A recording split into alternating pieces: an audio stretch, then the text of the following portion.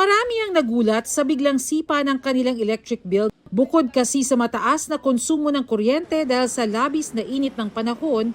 Epekto rin ito ng pagtaas ng presyo ng coal na pangunahing panggatong ng karamihan sa mga planta sa Pilipinas. Kaya sabi ng Department of Energy, mahalaga ang paggamit ng mga renewable source of energy. 5 renewable energy facility na may kabuuang kapasidad na 128.9 megawatts ang operational na ngayong Abril, kabilang ang solar at biomass projects sa Hermosa, Taft, Cordon at Arayat. Ayaw nating tumaas ang presyo ng kuryente. So, ano yung pinakamura ngayon? Ang kailangan gamitin natin mas murang kuryente, which is renewable, tsaka yung coal.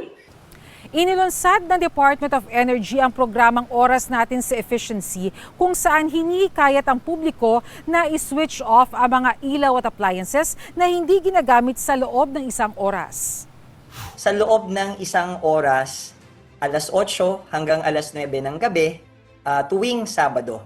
Ang pinagmumula naman ito ay yung naging experience ng ating bansa nung Earth Hour nitong nakaraang buwan na umabot sa 145 megawatts yung ating natipid. Unang-una makakatipid sa kuryente, bawas gastos. Ang mga possible na pwede kong patayin, mamayang electric fan, aircon, mga ilaw. Ilang kilowatts lang yung nawawala, di ba? Pero if more people do it, there's an awareness. Hinimok din ng gobyerno ang publiko na kung kaya ay gumamit ng solar energy. Sa iba't ibang lugar, gumagamit na ng mga solar panel at mga solar-powered lights. Pati mga nagtitinda ng mga solar panel. Para po makatipid kami at saka madilim po dito lasang kuryente.